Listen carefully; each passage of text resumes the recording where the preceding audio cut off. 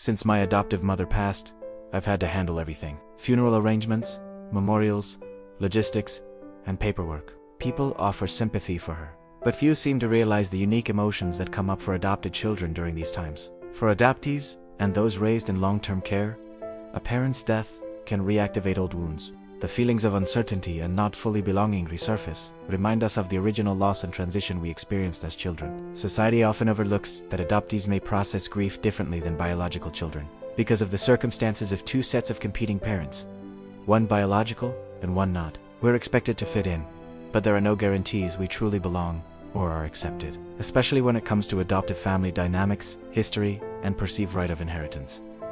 Many adoptees, like me, exist without proper legal records. This can make us feel invisible and even more disconnected when our anchor points in the family are gone, as well as the ever-impending "you can leave now." Words of support mean little if they aren't backed by real awareness and action. No offense intended, but they are just words. Adoptees and long-term foster care survivors need society to become aware of the complexity we are facing that is outside of the normal scope within biological families. We fight for recognition, records, and acceptance, more often alone. The belief in a forever family doesn't match reality, and we need understanding as we navigate these challenges, especially after loss. If you're experiencing this, you're not alone. To everyone else, please recognize that adoption isn't a magical solution. We need awareness-based empathy to process, heal, and define our own place in the world. Hey y'all, it's Bear here. And in today's video, this is the next one in the adoption series, and I'm still carrying on. I decided to do a couple more videos around my own personal journey with my adopted mother passing in the last two videos that I recorded just before she passed. We're now in the post.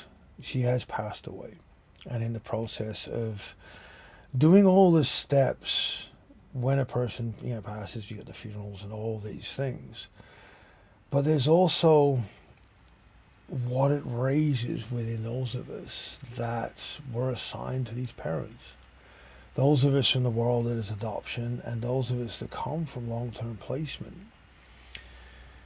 What, for many of us, it means, and I know I make this sounding assumption, but I've spent a lot of years around this stuff as an advocate and in the therapy years, and I've heard it over and over again, and I'm trying to give voice to all those adoptees and foster care survivors, that I'm trying to give voice to all the ones that I've spoken with personally and their perspectives of these experiences that have matched my own, that have matched and have helped shape my understanding of what I'm going through as I go through it now, and what I knew I was preparing to go through in the years leading up to this moment of one of my adopted parents passing. This video, I want to focus on, because I've said in a couple of videos about it, we have permission to feel what we feel we need to feel. But what do we do with that? Over the last week and a half, I've had countless people, wishing, all her friends, going, they're so sorry she has passed, and wasn't she such a wonderful person, and blah, blah, blah, blah, blah. All these layers. I've been sitting there because everything has fallen on me to organize the memorial and all the flyers and death notices, and dealing with the mortuary, dealing with funeral services, dealing with the nursing home, dealing with financial institutions. Everything has fallen on my shoulders. And everybody is saying they're sorry for her, that she's left. And nothing about the comprehension of what I may be processing being an adopted child. Society doesn't separate or allow us to separate, to think for a moment that, hey, an adopted child, if it's an adult, may have a different point of view than a biological one. This creates the situation where, like for me over the last few weeks, and with so many other adoptees that I've spoken with, and several from foster care over the years, is it throws us back into, our nervous system gets thrown back into the point where we were at when we were put up for placement.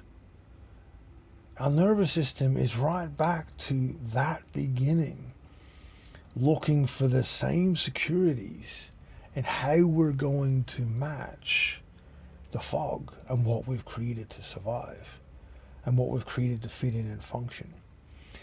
Because there is no guarantees in any shape or form that makes us their biological kid.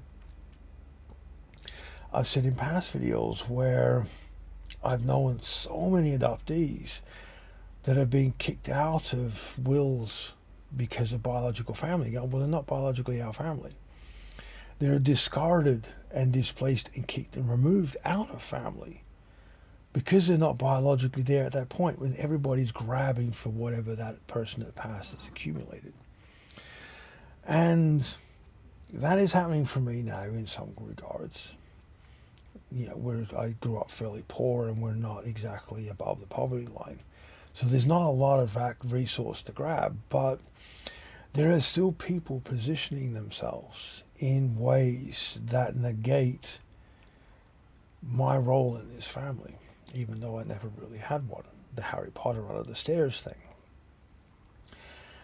And the reason I want to raise it in this video, and I want to do a couple more around this, is I want the world to really start to take a moment to think that if a person is an adoptee, or if a person is being raised in a long-term care, like a long-term foster care placement, even in adulthood, even in their 50s and 60s, take a moment to think when those caregivers pass, that their feelings and their interpretations may be different from biological people, and a biological person growing up in a family.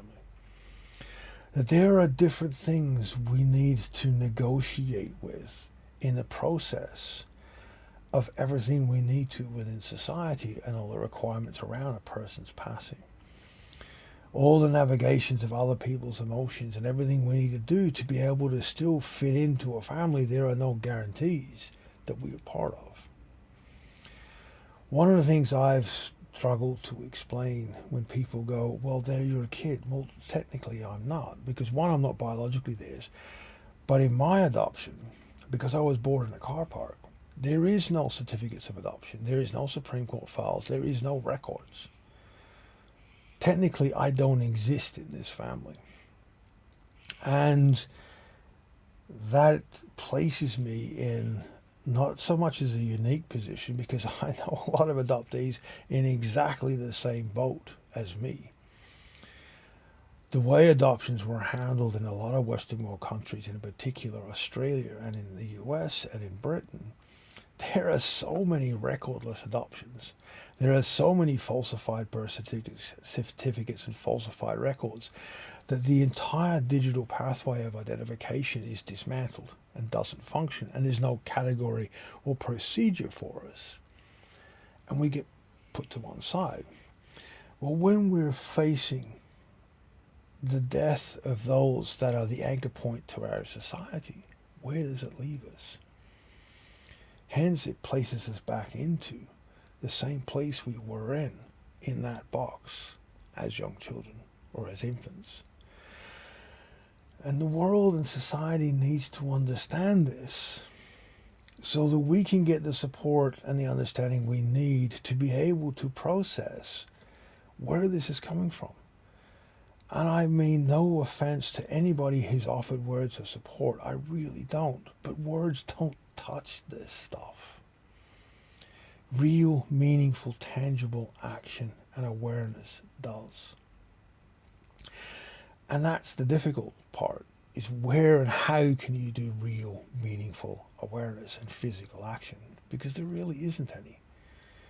And this is the perplexing world that is adoption, that society doesn't think about, that is long-term placement that society doesn't think about. And as always, it falls on us to try to find a ledge or a place where we can just wait and survive and ride it out and hopefully get through it. And what I hope from this video is more or less just the awareness of it, because in reality there is no way to fix this. But I want society and the world to understand that you cannot just take a child and place him with somebody else and it resolves everything, because it doesn't.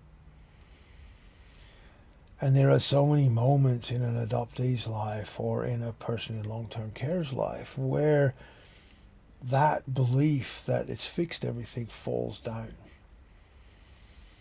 And we need to be given the understanding that we're the only ones that have the ability to negotiate when it falls down.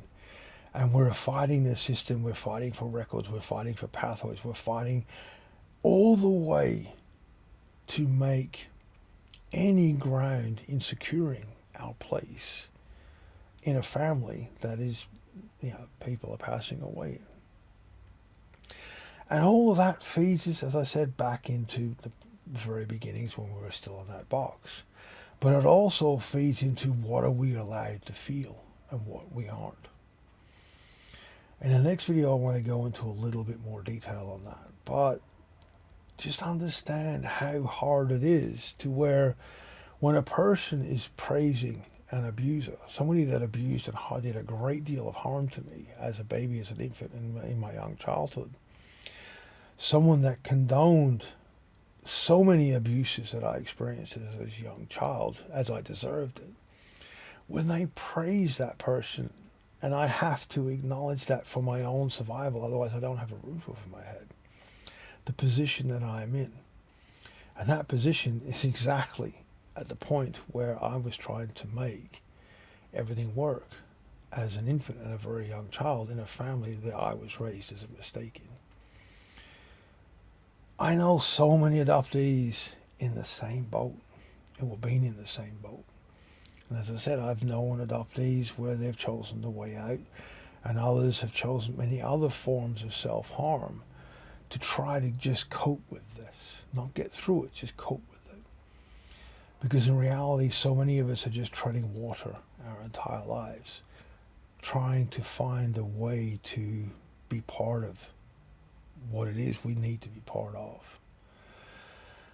And as I said, all I want from this video is for you guys out there, if you're experiencing it yourself as an adoptee or as someone from long-term care, you're not alone. There are so many of us.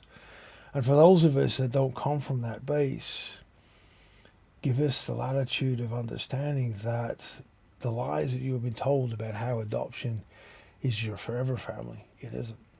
Because no family is really forever unless it's biological, unless there's that lineage. And I've got numerous videos into why there is no such thing as a forever family for a child that's taken, regardless of the reasons for removal. I thank you for sharing this journey with me. And these videos may not make sense to the majority of people, but I'm making them because I want to give voice not only to my own experiences and what I'm personally going through right now, but I'm also wanting to give voice to the countless number of adoptees and foster care survivors that I've spoken to over decades in the same boat that I'm in right now. To validate everything that they have told me that shaped everything I try to do through the years of advocacy to create change, and everything that I've tried to do that's being reinforced by nothing's freaking changed because I'm going through it right now.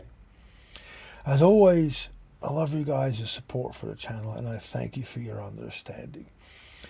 Please continue to share this journey with me, as it gives me a base to try to create hope that there is a way we can create a better world for kids in the future. I love you guys' support and comments. Please be mindful, please be safe, and I will see you all next time.